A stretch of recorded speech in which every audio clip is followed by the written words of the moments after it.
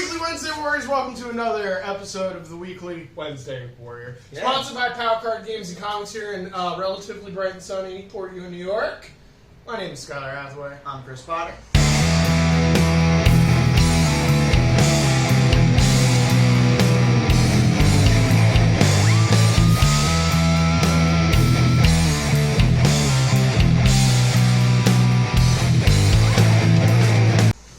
What do we got, Chris? Today we're going to talk about Godzilla War for Humanity. Got a Godzilla book on this week.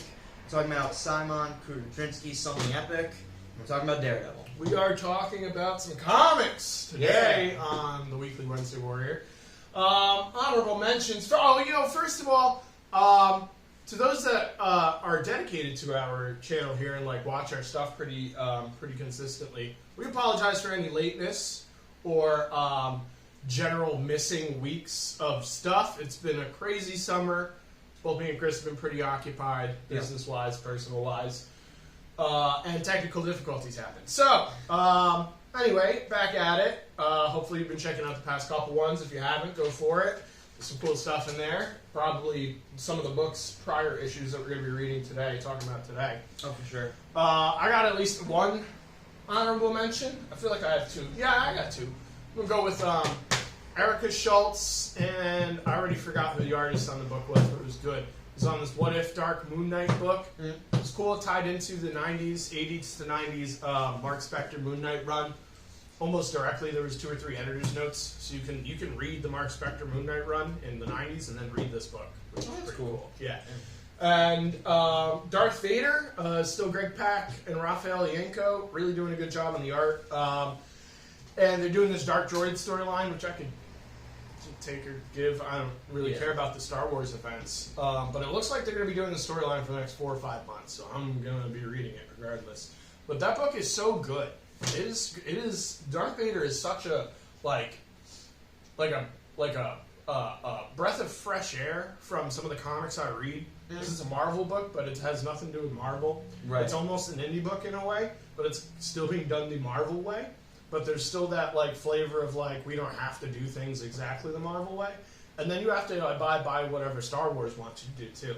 So if you can abide by all of these restrictions and still deliver this level of comic book, there's some skill on your part. Always really impressed, and I'm prepared to pretty much hate these Star Wars comics because of those reasons, because the creativity is so stifled. And Greg Pak's managing to shine through anyway. And you got to imagine that he's not writing the Dark Droids event. He's just being forced to write these things into his run on Vader, which I feel like on a comic like that, in a way, it kind of helps you because let's say you're going to write Vader. You might have 30 issues planned, but there's going to be 4 events in that. Right. So now you can take your 30 issues and just you can basically kind of in a television series, you can insert some filler. Yeah. And you can spread out your thing a little bit and kind of put some more effort into working into the stories you really want to tell. Yeah. The stories that he really wants to tell shine a whole lot more because of the other issues that he's forced to have to write. And the issues that he's forced that he has to write are still good because Greg Pak is such a capable comic book writer. The man has written comics for so many different artists at this point. He's one of those guys who, he's definitely not married to any specific artist. No. He's not even known for being with a specific artist necessarily. He just hops around doing good books. Because he can really work with anybody and everybody. And anytime he jumps on something, especially a property-driven thing like Star Wars or Firefly or something, people really turn out for it because the guy is so capable. Yeah. And he's such a fan of the medium and a fan of the stuff he's writing for, too. So I can't stress enough how good this Darth Vader book actually is, especially if you're just a little bit of Star Wars fan. So this is Moon Knight, this is Darth Vader. You got anything to talk about? Generation Joker. Yeah, It's more for Skylar, I'm just reminding him. About that. Yeah, that book's been a fun book. 4 or 5 issues in now.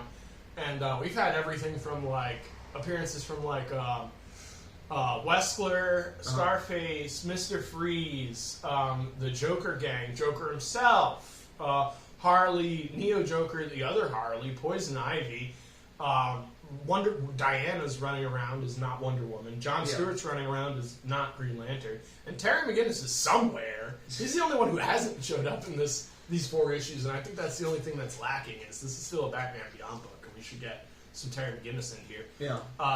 But there's been some seriously sweet stuff, and I love in this book how, in all of the White Knight books, how simple it is for Bruce to just go, I'm not going to play ball with you people. Mm-hmm. Like, first book, I think he gets arrested in the first White Knight, and the second White Knight we open, he's in jail. He has to get out of jail to stop Azrael or something like that. I And think he gets arrested at the end of the second he one. might get And he's arrested in in the jail second all for decades, But- and that's where Batman Beyond starts. But like when he needed to break out of jail, like it was a easy. 10-second thing. He's So- been letting himself stay there. Yeah, so that's kind of my point. Is like Bruce, he can remove himself from any situation he wants to, and that's like a trope in the White Knight. Is he just gets tired of letting other people do stuff, and he Takes the reins. and he takes the reins. Yeah. So that's happened in this last issue, and I'm sure he's going to come to something in the next issue, which is sweet. Is that it? We're in Night Terror still, so. Yeah, not a lot of DC stuff coming out. Great DC stuff. I'm reading. I keep reading Something is Killing the Children. I like this book enough. James Tynion just won Best Writer, so I don't think I have to tell you to read this book. I feel like out of all the indie books coming out right now, this is probably one of the most popular. Yeah, seriously. But it's been good. It always has been good, fun horror title. Very, like, the first couple arcs were a lot less B-movie. Now we're really getting into, like, the B-movie stuff. You can tell Tynion had an idea and has now run that idea's course. But it's still fun. So I would recommend it. More power to him. And that shows that this guy has like some level of like television show writing capability. I'd say, yeah. too. If you have a story and you can write past that story, that's good for TV. I keep telling people it's going to make a good TV show when it comes out. I'm sure it would, especially if it's like a 13 episode wrap up Netflix series. Yeah, Mhm. short run Netflix series. That'd be sweet. Thanks for watching. We'll catch you next week. Stay tuned. There should be a August 2003 posting of the Weekly Shonen Jump popping up sometime in the next week or two. Stay watching, subscribe, like, and do all that good stuff. Thanks for being here. Have a good one.